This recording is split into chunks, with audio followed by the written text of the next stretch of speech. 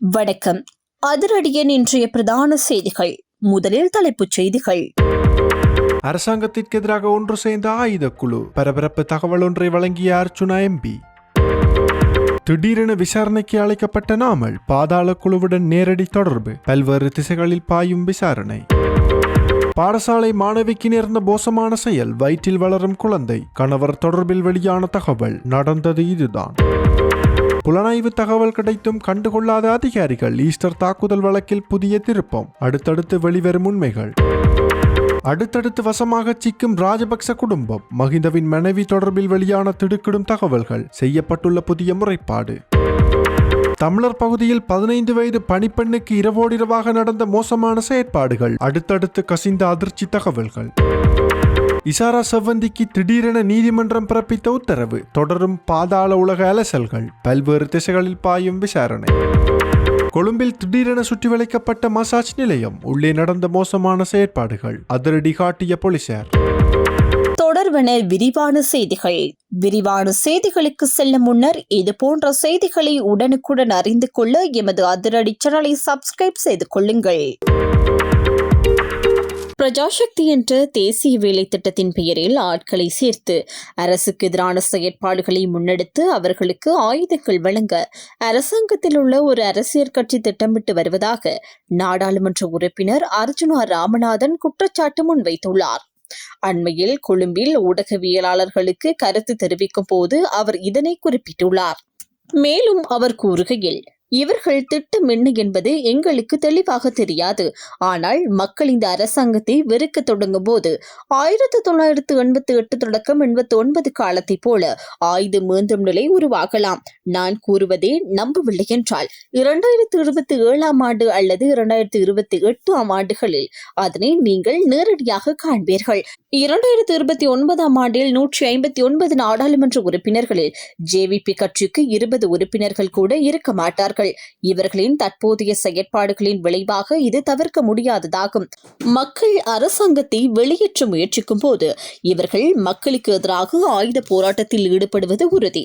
நாடாளுமன்றத்தின் உள்ளும் வெளியும் இவர்களின் நடத்தை முறைகளில் பாரிய மாற்றங்கள் ஏற்பட உள்ளதை அவதானிக்க முடிகிறது எனவும் அர்ச்சுனா ராமநாதன் எம்பி தெரிவித்துள்ளார். இந்திய குடியரசு தின விழாவில் பங்கேற்க இந்தியா சென்றிருந்த ஸ்ரீலங்கா பொதுஜன பெரமுனவின் தேசிய அமைப்பாளரும் நாடாளுமன்ற உறுப்பினருமான நாமல் ராஜபக்சவை குற்றப்புலனாய்வு துறையில் நேற்று காலை 9:30 மணிக்கு ஆஜராகுமாறு அறிவிக்க தங்காலை கால்டல் இல்லத்திற்கு காலை 9:50 மணிக்கு போலீசார் சென்றிருந்தனர்.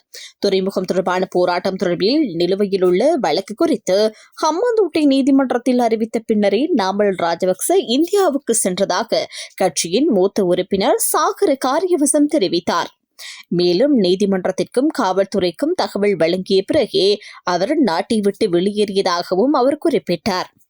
இதனால் நேற்று காலை 9:50 மணிக்கு தங்காலை கால்டல் இல்லத்திற்கு சென்ற போலீசார் காலை 9:30 மணிக்கு குற்றப்புலனாய்வு துறையின் வணிக குற்றப்புலனாய்வு பிரிவில் ஆஜராகுமாறு அறிவித்ததாகவும் சாகர காரியவசம் கூறினார். தற்போதைய காவல்துறை இலங்கை காவல்துறையாக அல்லாது மக்கள் விடுதலை முன்னணியின் காவல்துறையாகவே செயற்படுகிறது என அவர் குற்றம் சாட்டினார். இவ்வாறான நடவடிக்கைகள் மூலம் காவல்துறை அரசியல் ஆதாயம் பெற முயல்கிறது என்றும் அவர் தெரிவித்தார். இவ்வாறான செயல்களை மேற்கொள்ள வேண்டாம் என போலீஸ் மா அதிபரிடம் தாம் கேட்டுக் கொண்டதாகவும், அடக்குமுறை முறையில் செயற்படும் தற்போதைய அரசாங்கத்தின் மறைமுக நோக்கம் தெளிவாக தெரியவில்லை என்றாலும் இது ஒரு அரசியல் நோக்கத்துடன் மேற்கொள்ளப்பட்ட நடவடிக்கை என்பது வெளிப்படையாக தெரிகிறது என்றும் சாகர காரியவசம் கூறினார். இதற்கிடையில் பாதாள உலக கும்பல் தலைவர் கிஹல்பத்தரை பத்மேவுடன் தொடர்பு இருப்பதாக கூறப்படும் விவகாரம் தொடர்பில் வாக்குமூலம் பெறும் நோக்கில் நாமல் ராஜபக்ச குற்ற புலனாய்வுத்துறைக்கு அழைக்கப்பட்டிருந்தமை குறிப்பிடத்தக்கது.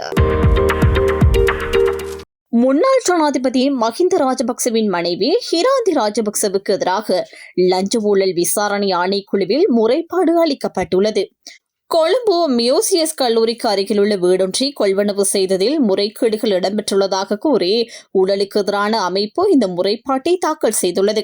2013 ஆண்டு ஏப்ரல் மாதம் 5ஆம் தேதியிட்ட உறுதிப்பத்திரத்தின் மூலம் குறித்த வீடு ஹிராந்தி ராஜபக்சவின் பெயரில் கொள்வனவு செய்யப்பட்டுள்ளதாக தெரிவிக்கப்படுகிறது. இந்த கொள்வனவிற்காக சிறுலிய கணக்கில் இருந்த 350 லட்சம் ரூபாய் பணம் பயன்படுத்தப்பட்டுள்ளதாக காணி ஆவணங்களை பரிசோதித்த போது தெரியவந்ததாக அந்த அமைப்பு சுட்டிக்காட்டியுள்ளது. இந்த நிதி பரிமாற்றம் ஒரு ஊழல் மோசடியாக இருக்கலாம் என சந்தேகிக்கப்படுவதால் இது தொடர்பில் முறையானதும் விரிவானதுமான விசாரணைகளை முன்னெடுக்குமாறு ஊழலுக்கு எதிரான அமைப்பு லஞ்ச ஊழல் விசாரணை ஆணைக்குழுவிடம் கோரிக்கை விடுத்துள்ளது. பாடசாலை மாணவி ஒருவர் பாலியல் வன்புணர்வுக்கு உட்படுத்தப்பட்டு கர்ப்பமான சம்பவம் தொடர்பில் தலைமறைவாகியிருந்த பிரதான சந்தேக நபர் 55 நாட்களின் பின்னர் கல்முனை தலைமையக போலீசாரால் கைது செய்யப்பட்டுள்ளார். அம்பாறை மாவட்டம் கல்முனை கல்வி வலயத்திற்குட்பட்ட பாடசாலையொன்றில் கனிஷ்ட பிரிவில் கல்வி கற்று வந்த மாணவியே இந்த கொடூர சம்பவத்திற்கு உள்ளாகியுள்ளார். கர்ப்பமான நிலையில் கல்முனை வைத்தியசாலையில் அனுமதிக்கப்பட்டிருந்த இந்த மாணவி அண்மையில் பெண் குழந்தையொன்றை பிரசவித்துள்ளார். பாதிக்கப்பட்ட மாணவியின் பெற்றோர் விவாகரத்து பெற்று பிரிந்து வாழ்ந்து வருகின்றனர். குடும்பத்தில் 2வது பிள்ளையான குறித்த மாணவி தனது தாயாருடன் தகாத உறவில் இருந்த நபராலேயே பாலியல் வன்புணர்விற்கு உட்படுத்தப்பட்டுள்ளதாக ஆரம்பகட்ட விசாரணைகளில் தெரியவந்துள்ளது. கடந்த 2 மாதங்களாக மாணவி பாடசாலைக்கு வராமை குறித்து பாடசாலை நிர்வாகம் தாயாரிடம் விசாரித்த போது அவர் முரண்பாடான பதில்களை வழங்கியுள்ளார். இதனால் சந்தேகம் எழுந்த நிலையில் விடயம் குறித்து அறிந்த மாணவியின் தந்தை 2025ஆம் ஆண்டு டிசம்பர் 1ஆம் தேதி கல்முனை போலீஸ் நிலையத்தில் முறைப்பாடு செய்திருந்தார்.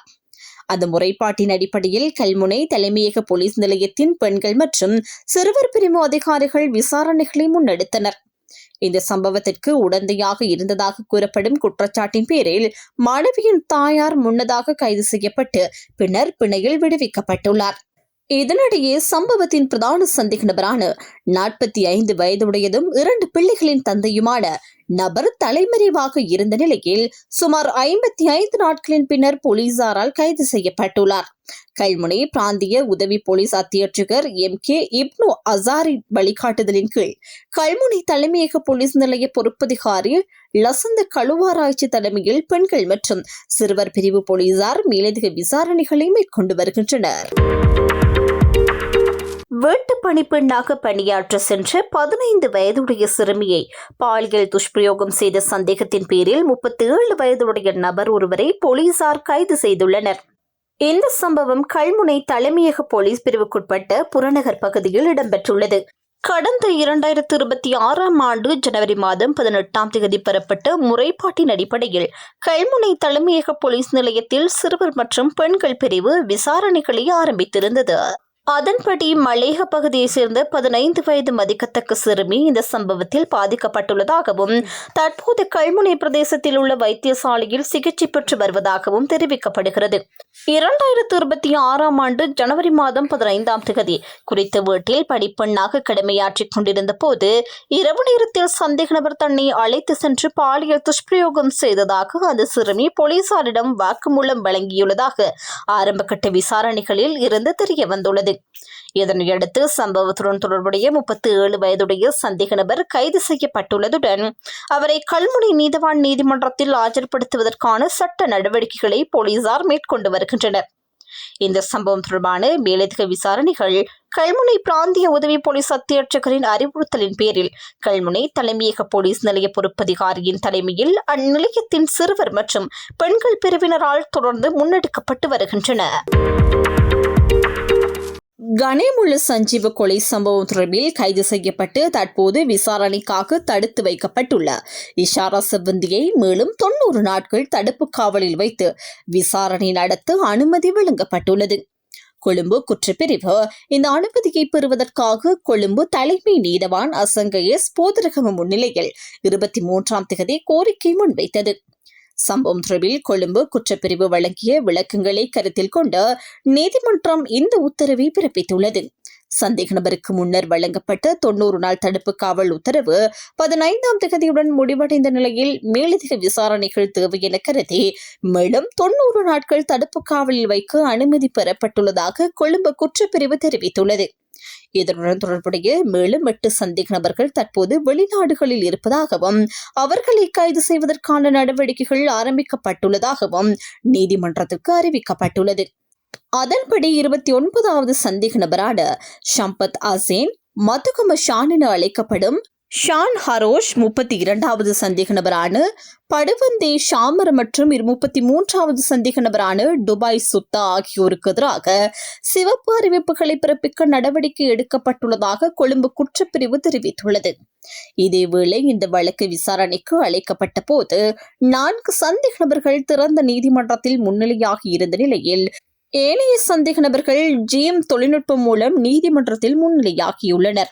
இதனைத் தொடர்ந்து மேற்கொள்ளப்பட்ட விசாரணைகளின் அடிப்படையில் சம்பவத்துடன் தொடர்புடைய அனைத்து சந்தேக நபர்களையும் எதிர்வரும் 6ஆம் தேதி வரை விளக்கமறியலில் வைக்க நீதிமன்றம் உத்தரவிட்டுள்ளது. ஈஸ்டர் ஞாயிறு தினத்தில் பயங்கரவாத தாக்குதல் நடத்தப்பட உள்ளதாக உளவுத்துறையினரிடமிருந்து முன்கூட்டிய தகவல்கள் கிடைத்திருந்த போதிலும் அதனை தடுக்க தேவையான நடவடிக்கைகள் எடுக்கப்படவில்லை என குற்றச்சாட்டின் அடிப்படையில் குற்றவியல் ரீதியாக கடமையை புறக்கணித்ததாக முன்னாள் பாதுகாப்பு செயலாளர் ஹேமஸ்ரீ பெர்னாண்டோ மற்றும் முன்னாள் போலீஸ் மா அதிபர் பூஜித் ஜெயசுந்தர் ஆகியோருக்கு எதிராக சட்டமா அதிபர் தாக்கல் செய்துள்ள வழக்கை மார்ச் 23ஆம் தேதி மீண்டும் அழைக்குமாறு கொழும்பு மேல் நீதிமன்றம் நேற்று உத்தரவிட்டுள்ளது.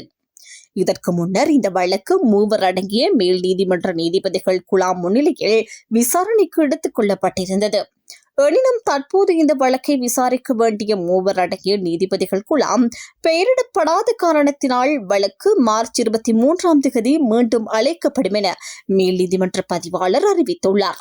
இந்த குற்றச்சாட்டுகள் தொடர்பில் முன்னாள் பாதுகாப்பு செயலாளர் ஹேமஸ்ரீ பெர்னாண்டோ மற்றும் முன்னாள் போலீஸ் மா அதிபர் பூஜித் ஜெயசுந்தர் ஆகியோரை பிரதிவாதிகள் தரப்பு சாட்சியங்களை அழைக்காமலேயே விடுதலை செய்யுமாறு முன்பு கொழும்பு 3 அடங்கிய மேல் நீதிமன்ற நீதிபதிகள் குழாம் உத்தரவிட்டிருந்தது. அந்த தீர்ப்பிற்கு எதிராக சட்டமா அதிபர் மேன்முறையீடு செய்திருந்த நிலையில் அதனை விசாரித்த உயர்நீதிமன்றம் பிரதிவாதிகளை விடுவித்து மேல் நீதிமன்ற தீர்ப்பை ரத்து செய்தது. மேலும் குறித்த வழக்கை மீண்டும் விசாரணைக்கு எடுத்துக்கொண்டு பிரதிவாதிகள் தரப்பு சாட்சியங்களை அளித்த பின்னர் புதிய தீர்ப்பொன்றை வழங்குமாறு அந்த வழக்கை விசாரித்த 3 அடங்கிய மேல் நீதிமன்ற நீதிபதிகள் குழாமுக்கு உயர் நீதிமன்றம் உத்தரவிட்டிருந்தது. அந்த உத்தரவுக்கு அமையவே தற்போது இந்த வழக்கு மீண்டும் மார்ச் 23ஆம் தேதிக்கு அளிக்கப்பட்டுள்ளது.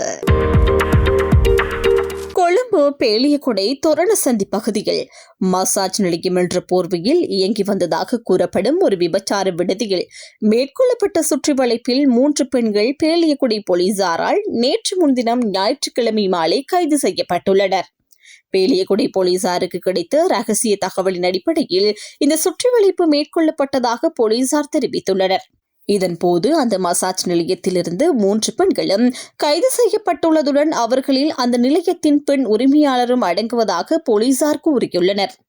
கைது செய்யப்பட்ட 3 பெண்களும் வத்தளை, கசேல மற்றும் பொகவந்தலாவி ஆகிய பிரதேசங்களை சேர்ந்தவர்களாகும். அவர்கள் முறையே 21, 36 மற்றும் 47 வயதிற்குட்பட்டவர்கள் என போலீசார் தெரிவித்துள்ளனர். இந்த சம்பவம் தொடர்பாக மேலதிக விசாரணைகளை பேலியகொடை போலீசார் தொடர்ந்து மேற்கொண்டு வருகின்றனர்.